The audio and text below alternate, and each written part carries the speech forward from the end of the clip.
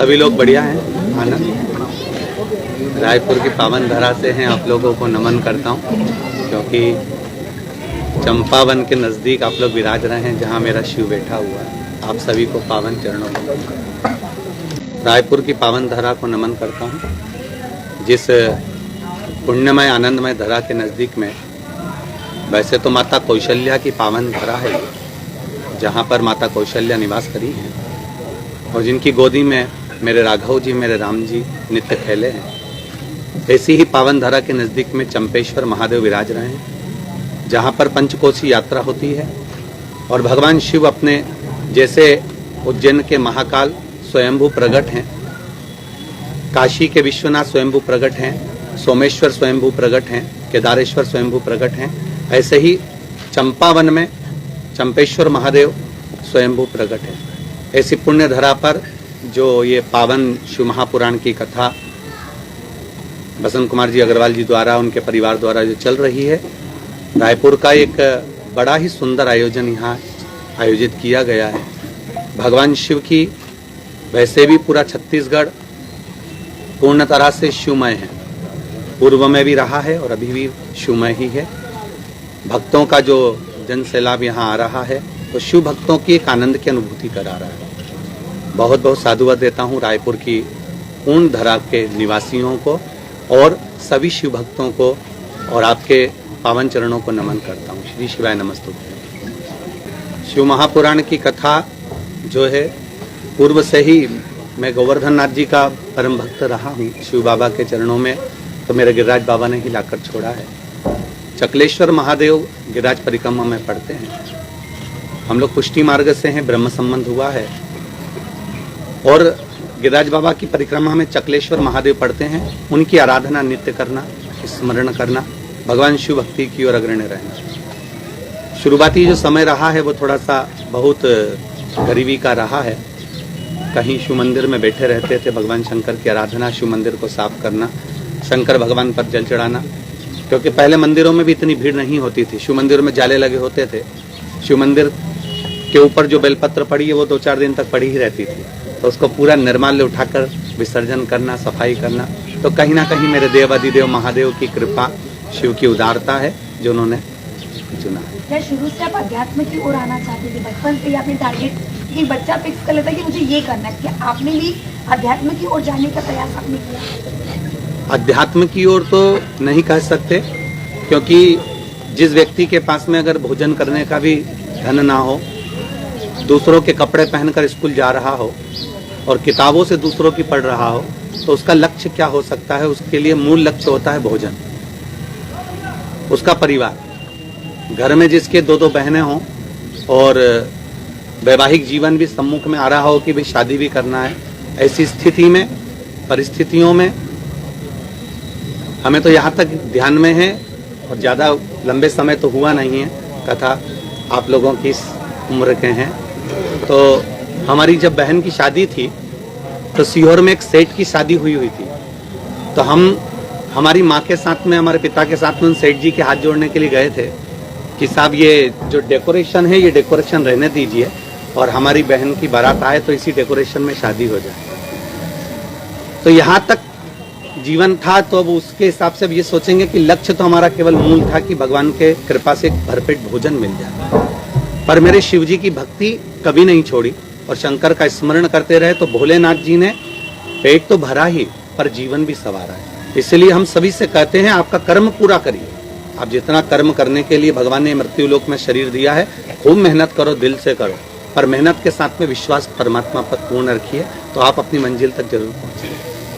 शिव महापुराण और भागवत कथा में कितना अंतर मानते हैं? शिव महापुराण और भागवत कथा में कितना अंतर मानते हैं? शिव महापुराण और भागवत कथा में अंतर तो, आप वेद व्यास जी ने जो पुराणों की रचना करी है, सभी पुराण श्रेष्ठ हैं, ऐसा कोई पुराण नहीं जो नीचा और ऊंचा हो। उस पुराणों में वेद व्यास जी ने श्रीमद् भागवत की भी जब रचना करी तो शुरुआत में शिव भगवान का ही वर्णन किया है। रामचरितमानस की भी रचना करी तो उसमें भी शंकर जी का वर्णन करा। तो पुराण हमारे यहाँ, हमारे सनातन धर्म के लिए सभी एक बराबर है। हमारे यहाँ सनातन धर्म में हम कभी नहीं कहते कि राम श्रेष्ठ हैं, कि कृष्ण श्रेष्ठ हैं, कि शिव श्रेष्ठ हैं। सनातन धर्म के अंतर्गत 33 कोटि देवताओं का अगर वर्णन आया है तो सभी की श्रेष्ठता मानी गई है। यहाँ पर विराजमान जैसे सभी पत्रकार बंधु हैं, कौन का चैनल बड़ा है या कौन का अखबार बड़ा है उससे मतलब नहीं, पत्रकार मतलब पत्रकार। तो सब एक जाजम पर बैठेंगे तो उसका एक आनंद ही दूसरा आता है। उसी तरह वेद और पुराण शास्त्र भी हमारे यहाँ बराबर का क्रम बताते हैं कि एक जाजम पर इसको रखा जाए। महाराज जी प्रथम बार आपने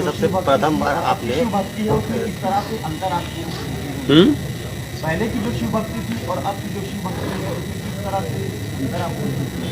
पहले की शिव भक्ति और आज की जो शिव भक्ति है उसमें अंतर यह है कि पहले लोगों का केवल मंदिर जाते थे, अगरबत्ती दिया लगाते थे और वापस आ जाते थे। पहले इतना विश्वास नहीं था। आज जो शिव जी के प्रति विश्वास दृढ़ हुआ है, लोगों का भरोसा जो पक्का हुआ है, वो शिव मंदिर जाते हैं तो विश्वास रखकर ही जाते हैं। शिव जी को एक लोटा जल चढ़ाते हैं तो विश्वास रख के ही चढ़ाते हैं। तो वो विश्वास की पूर्णता के कारण शिव भक्ति अभी जो बड़ी है वो विश्वास के कारण। लेकिन जो युवा है वो शिव भक्ति के नाम पर आजकल नशे को भी शिव भक्ति ही मानने लग गए हैं, उनके लिए आप क्या कहेंगे? पहले तो कहूंगा मेरे युवान बहन भाई को मैं इतना ही कहना चाहूंगा कि शिव जी ने कोई नशा नहीं करा। ये जो शिव जी के नए नए पोस्टर बनाए गए हैं, चिलम पीते हुए, गांजा पीते हुए, ये सब बात के बने हुए हैं। पूर्व के समय पर अगर भगवान शंकर का एक स्वरूप देखा जाए तो शिव जी के लिए जब विष भेजा गया था और विष की बूंदे जब नीचे गिरी थी पीते समय तो उससे भांग धतूरा उत्पन्न हो गया था। वो भांग धतूरा शंकर जी के पास में रखा हुआ है पर शिव जी उसको पीते नहीं है। रखा इसलिए है क्योंकि मुख से गिरा है तो वहां उत्पन्न हो गया, वो वहां रखा हुआ है, पास में नजदीक में रखा हुआ है। जैसे कोई व्यक्ति अगर बैठा हुआ है उसके पास में पानी की बोतल रखी हुई है या कोई वस्तु रखी हुई तो रखा है, परंतु शिव जी उसका सेवन नहीं करते। स्वयं माता पार्वती जी ने शंकर जी से प्रश्न किया कि आप किसके नशे में रहते हो? शिव जी कहते हैं मुझे राम नाम और कृष्ण नाम का इतना भारी नशा है कि दूसरे नशे की जरूरत ही नहीं पड़ती है। जब आप शिव जी का नशा कर रहे हैं या राम नाम कृष्ण नाम का नशा कर रहे हैं तो दूसरा नशा चढ़ता ही नहीं है, ये निश्चित है।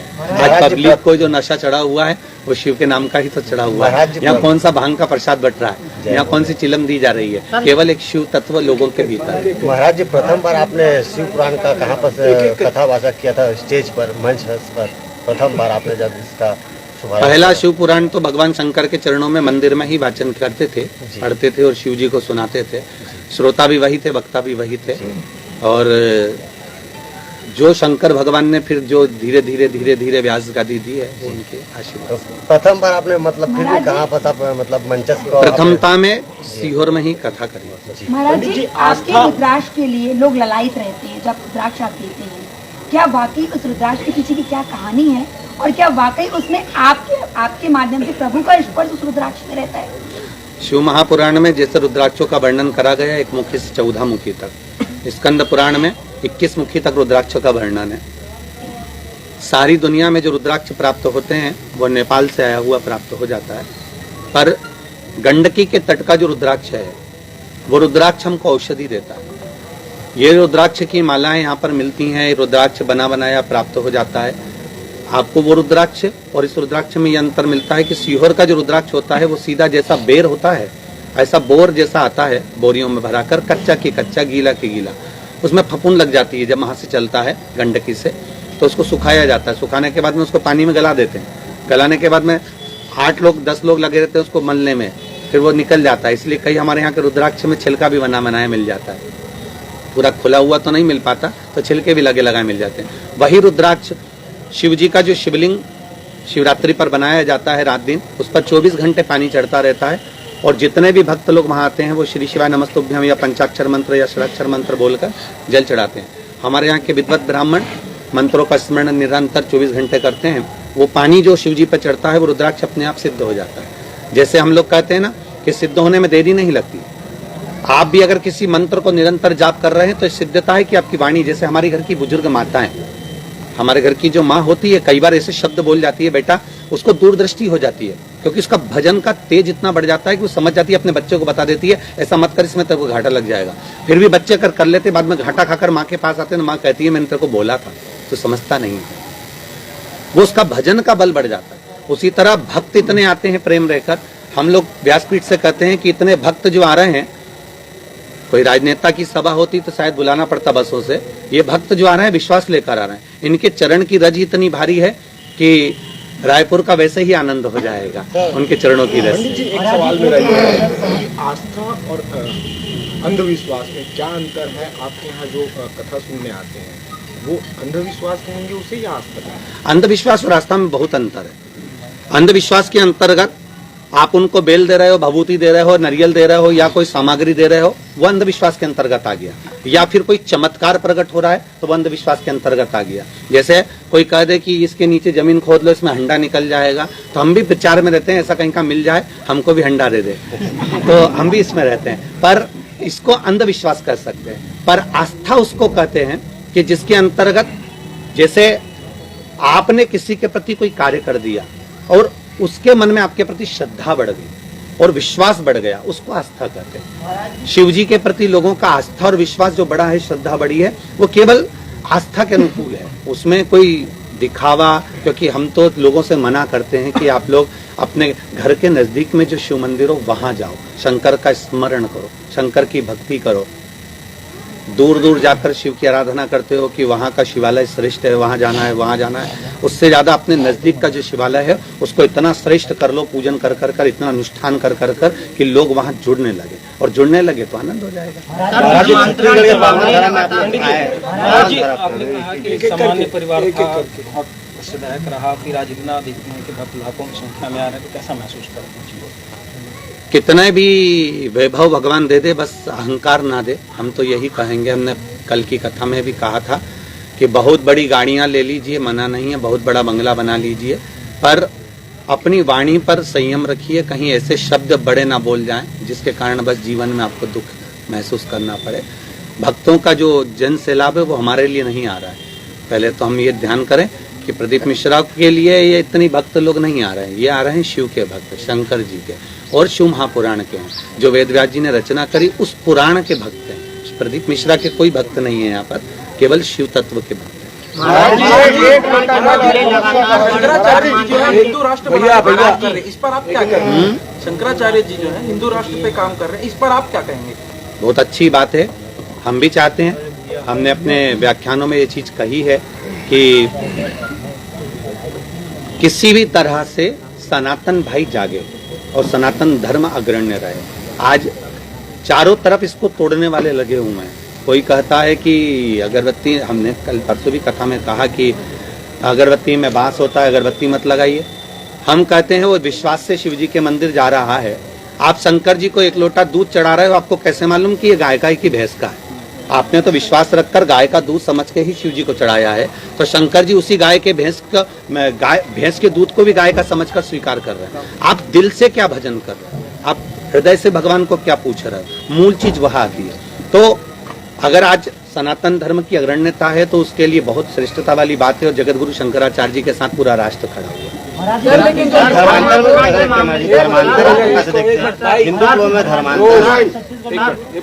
सर, धर्मांतरण के मामले लगातार बढ़ रहे हैं, धर्मांतरण कराने वालों और करने वालों से आप क्या कहना चाहते हैं? छत्तीसगढ़ में स्थिति अभी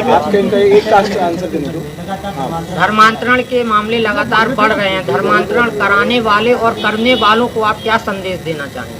धर्मांतरण के लिए तो पहले मैं कहना चाहूंगा कि जो धर्मांतरण करवा रहे हैं या धर्मांतरण के लिए लोगों को कह रहे हैं कि इस धर्म को छोड़ दो, उस धर्म को छोड़ दो, हम तो कहना चाहेंगे पहले उनके पिताजी और माताजी से पूछ के आओ वो कौन से धर्म के थे, मूल तत्व वह है। आज जो धर्मांतरण करा रहे हैं, संकल्प दिला रहे हैं, पहले उनके दादा परदादाओं से पूछा जाए कि उन्होंने कभी शिव मंदिर में गए थे, राम मंदिर में गए थे कि नहीं गए थे, कभी अगरबत्ती लगाई कि नहीं लगाई, सोमवार मंगलवार का व्रत करा कि नहीं करा। जब उनके पूर्वज उसको मानते हुए आ रहे हैं और आज के बच्चे अगर खड़े होकर संकल्प दिला दें कि आप इस धर्म को ना पूजिए या सनातन धर्म से दूर हट जाइए, तो ये उनकी विपरीत बुद्धि है। ये उनको, वो खुद नहीं कर रहे हैं, ऊपर से कहीं प्रेशर आकर उनसे कराया जा रहा है। ये वो खुद भी नहीं चाहते कि हम संकल्प दिलाते समय वहां खड़े रहें या संकल्प दिलाएं, ये ऊपर से प्रेशर है और इतना उनकी जेबों में माल रख दिया जाता है कि उनको प्रेशर में आकर वो धर्मांतरण कराना ही पड़ता है। ज्ञानवापी पर आपके विचार जो है सुप्रीम कोर्ट में आज सुनवाई हुई। ज्ञानवापी शिव महापुराण की कथा भी काशी में हुई थी। हमने उसमें भी कहा है कि शिव शिव है, विश्व केवल भारत नहीं, पूरे विश्व की भूमि को कहीं से भी खोदेंगे उसमें कंकर शंकर निकलेगा जरूर। ये सारी मूर्तियों का निर्माण तो बाद में हुआ है, जब द्वापर आया, त्रेता आया, सतयुग आया, तब इन मूर्तियों का निर्माण हुआ है बाकी की। पर शिव मूर्त का निर्माण तो पुरातन समय से रहा हुआ है। किसी भी भूमि को आप नीचे से खोदेंगे उसमें शिव मिलेगा। ये कुछ भी नहीं था केवल सनातन धर्म के सिवाय और सनातनी के सिवाय। तो हम तो ये जानते हैं कि निर्णय बाबा ही देगा और निर्णय बाबा के पक्ष में ही रहेगा। महाराज जी, ये कथा से जुड़ा सवाल है, एक लोटा जल और समस्या का हल, इसको थोड़ा बताइए। चढ़ाकर देखिए, मजा आएगा। शिव बाबा की कृपा है। एक लोटा जल से महत्व है। माता पार्वती जी शंकर भगवान को जल चढ़ाती थी, सती मैया ने भी शिव जी को जल चढ़ाया है। अब भगवान गणेश जी महाराज, श्री हनुमंत लाल जी, भगवान राम जब अयोध्या से चले थे लंका तक गए हैं, बीच मार्ग में उन्होंने जितनी भी जगह रुके हैं वहां शिवलिंग का निर्माण करा है, जल समर्पित करा। उस जल का महत्व केवल इतना सा नहीं है कि जल अपन ने चढ़ाया। जिस जल को हम शिव जी पर चढ़ा रहे हैं उसमें हमारे हृदय का भाव जुड़ा हुआ है। हम पहले ऐसा होता था कि जब व्यक्ति को दुख होता था तो वो नयन से अश्रु से भगवान के चरण धोता था। उस भाव को हमने इस जल से लिया है कि अपने दिल की बात अपन कितने अंदर से कचोटे गए हैं, कितना तकलीफ अपने जीवन में है, तो जल के माध्यम से अपन शिव जी से अपने हृदय की बात कर दें। इसलिए सारी समस्या का हल एक लोटा है। बच्चों के पास होने के लिए एक उपाय बताया गया आपकी कथा में, बच्चों के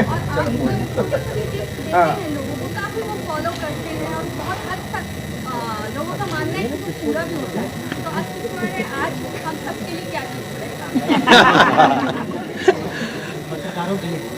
मैं तो यही कहूंगा, शिव जी की कृपा सब पर बनी रहे, बाबा देवादिदेव महादेव की, और भगवान शंकर की आराधना के सिवाय कोई सुख नहीं जीवन में। फिर भी मेरा हमेशा निवेदन रहा है कि जहाँ कहीं भी अपने को वैभव की कमी लगती है तो हमारे यहाँ शिव महापुराण में जैसे काली मिर्च का प्रयोग बताया गया है, काली तिल का प्रयोग बताया गया है, उसी तरह कमल गट्टे के जल का प्रयोग बताया गया है कि शुक्रवार के दिन अगर कमल गट्टे का जल हम भगवान शंकर को समर्पित करते हैं, जैसे भगवान विष्णु ने अपने कमल नेत्र शिव जी को दिए थे, उसी तरह हम तो भगवान को अपना नेत्र निकाल कर दे नहीं पाते, तो कमल गट्टे का जल अगर समर्पित करते हैं तो शिव जी ने जैसे भगवान विष्णु को लक्ष्मी दी, वैभव दिया, वैकुंठ दिया और अपना सुदर्शन चक्र दिया, तो हम ये मानते हैं कि कमल गट्टे का जल अगर शिव जी को चढ़ाया जाता है तो उससे लक्ष्मी भी बढ़ती है, आरोग्यता भी आती है और वैभव भी प्राप्त होता है। जब आपने तो आप बताया कि काफी कठिनाइयों का सामना आपने किया, लेकिन अभी अगर आप जो भी उपाय बताते हैं, लोग करते हैं तो ये बताते हैं कि डॉक्टर के ऑपरेशन से बचिए, डॉक्टर बोलते थे बहुत ऑपरेशन करना पड़ता था, लेकिन आपके दिए गए बातों से जैसे विश्वास करके वो आप जैसे बोलते हैं एक लोटा जल चढ़ाइए, फिर उसको जिस भी जगह पर परेशानी उस जगह पर लगाएं तो फिर वो जो बीमारी है वो ठीक हो जाएगी, तो काफी लोगों की बीमारी भी ठीक हुई है, तो ये कैसे कैसे संभव हो पाया? विश्वास के साथ में हमने कभी भी अपनी व्यासपीठ से नहीं कहा, ये नहीं बोला कि आप डॉक्टर का इलाज बंद कर दीजिए। हमारी व्यासपीठ से हम हमेशा कहते हैं डॉक्टर के पास जाते रहिए, साथ में विश्वास शिव जी को लेकर जाइए। जैसे आपको दवाई लेना है तो आप मेडिकल पर जाकर खड़े हो जाएंगे और आपके पास में अगर रुपया नहीं है तो दवाई का मेडिकल वाला तो आपसे कह देगा ना पहले पैसा दीजिए इसके बाद ही दवाई मिलेगी। तो रुपया जैसे अपने जेब में है तो अपने को विश्वास है कि मैं 10,000 की भी दवाई खरीद कर ला सकता हूँ और डॉक्टर से भी कह दिया तुम्हें जितनी लिखना लिख दो, मैं लाकर अब भी 2 मिनट में देता हूँ। उसी तरह शिव रूपी विश्वास जब हमारे साथ में है तो आप किसी भी डॉक्टर के पास खड़े हैं, ये निश्चित है वहां से आप जीत कर जरूर आएंगे। महाराज घर घर में जो है वो पाश्चात्य संस्कृति का प्रभाव बढ़ता जा रहा है, बच्चे से लेकर जो है वो युवा पीढ़ी तक उसमें ग्रस्त हो गई है, तो क्या संदेश आप देना चाहेंगे कि कम से कम हमारी भारतीय संस्कृति बची रहे? हम तो इतना कहना चाहेंगे, आपका परिधान से मतलब नहीं है और आप खूब पढ़े, खूब उन्नति करें, विद्वान बने, पर साथ में मूल चीज यह है कि घर के जो संस्कार हैं, घर के जो माता पिता के संस्कार है वो हमारे जीवन में रहना चाहिए। हम ये नहीं कहते कि विदेश ना जाइए या आप अंग्रेजी ना पढ़िए, खूब पढ़ो, दिल से पढ़िए, परंतु साथ में हमारे जो मर्यादाएं हैं, हमारे जो संस्कार हैं उसको ना भूलें। जैसे आज के जमाने में जो नए नए नाटक और फिल्मों का निर्माण हो रहा था, अब तो खैर बहुत कंट्रोल हो गया शिव कृपा से, क्योंकि लोगों ने धीरे धीरे नाटक को भूलते हुए शिव पुराण को सुनना चालू कर दिया, तो बहुत कुछ कम हुआ है और उससे उनको मालूम पड़ा कि अपन को अब धर्म को जोड़ना है। जैसे साउथ की जितनी भी फिल्में बनती हैं उसमें हमारा संस्कार झलकाया जाता है, हमारा सनातन धर्म को दिखाया जाता है। मंदिर से शुरुआत होकर मंदिर पर ही विराम दिया जाता है। उस तरह से हमारे आने वाले नाटक सीरियल जितने भी हैं उसको हम थोड़ा सा परिधान को भी बदलें, थोड़े अपने विचारों को भी बदलें, तो हो सकता है नवयुवक टीम और अच्छी होती चले जाए और पाश्चात्य सभ्यता के अंतर्गत थोड़ा सा पीछे हटकर वापिस हमारे सनातन धर्म की ओर अग्रणी हो। पेरेंट्स को किस तरह से ध्यान देना चाहिए बच्चों को, खासतौर से धर्म संस्कृति से देना? बच्चों का आखिरी के 2 क्वेश्चन बस। बच्चों का जो जीवन है वो माता पिता पर आधारित है और माता पिता का जीवन बच्चों पर आधारित है। हमारा तो इतना कहना रहेगा कि जो माता पिता अपने बच्चों को पढ़ा रहे हैं खूब अच्छे कॉलेज स्कूल में पढ़ाएं, पर साथ में अपने संस्कारों को भी देते रहें, जिससे आने वाले समय में उनको दुख ना हो, कष्ट ना हो, तकलीफ ना हो। महाराज, वो धर्म सत्ता के इर्द गिर्द घूमते रहती है। आपने केंद्र की राजनीति देखा है, छत्तीसगढ़ की राजनीति को किस रूप में देखते? राजनीति में धर्म रहा हुआ है पूर्व से ही, ऐसा नहीं है कि राजनीति में धर्म नहीं रहा। जब हमारे दशरथ जी महाराज राज सिंहासन पर बैठते थे, जनक जी बैठते थे, तो उनके साथ उनके गुरु भी बैठते थे। अर्थात कहीं पर भी राजनीति हो, चाहे वो केंद्र से हो, चाहे हमारे छत्तीसगढ़ की हो, चाहे मध्य प्रदेश की हो, अगर राजनीति के साथ में धर्म के अनुसार राजनीति को अग्रण्य बढ़ाया जाएगा तो ये निश्चित है कि आने वाला समय और राज्य और राजा सुखी रहेगा। पंडित जी, कर्म श्रेष्ठ है या आपके जो उपाय हैं वो श्रेष्ठ है? कर्म करो, कर्म श्रेष्ठ है। हम तो खुद व्यासपीठ से रोज चिल्ला चिल्ला कर कहते हैं कि कर्म प्रधान है। शिव जी ने भी तो कर्म किया है। अगर भगवान शंकर की धर्मपत्नी माता पार्वती के बच्चे रो रहे हैं, शिव जी ने उनके लिए बैकुंठ जैसा सुख लाकर नहीं दिया। आज के माता पिता बच्चों को पहले से ही बता देते हैं कि तेरे लाकर में इतना रुपया पड़ा है, तो बच्चे कर्म नहीं करेंगे। और शंकर भगवान ने अपनी औलाद को, अपनी संतान को ये कभी नहीं कहा कि मैंने रावण को सोने की लंका दी है तो मैं तुमको भी दूंगा। शिव जी ने कहा अपनी मेहनत पूर्ण करिए। तो भगवान शंकर के पुत्रों के लिए शिव जी कर रहे हैं कि कर्म करिए, और पुत्र भी कर्म कर रहे हैं, बेटियां भी कर्म कर रही हैं। तो शिव तो हमेशा कहते रहे हैं कि कर्म प्रधान है। तो हम तो ये कहेंगे कर्म करो, पर कर्म के साथ में शिव पर विश्वास पूर्ण रखिए। ज्योतिषों का कहना था, ज्योतिषों का मानना है कि रुद्राक्ष जो है 1 मुखी 2 मुखी जो अलग अलग राशियों के हिसाब से अलग अलग लोगों को धारण करने चाहिए, लेकिन आपने रुद्राक्ष महोत्सव में प्रसादी टाइप का सभी को बांटा था। तो इस पर जो लोग पहनते हैं तो इससे कुछ असर पड़ेगा, क्योंकि वो बिना देखे वो पहने? कुछ नहीं। इसमें अगर आप ज्योतिष के अनुसार अगर पहनना चाहते हैं तो ज्योतिष के अनुसार पहन सकते हैं। ये तो सीहोर का जो रुद्राक्ष है वो केवल प्रसाद के रूप में मिलता है। जब रोग बीमारी रहती है तब उसका पानी गला कर पिया जाता है, और बाकी के समय में उसको रखा जाता है। उसको धारण करने की जगह जितना आप रखेंगे उतना फलदायक रहेगा। सभी को श्री शिवाय नमस्तुभ्यम।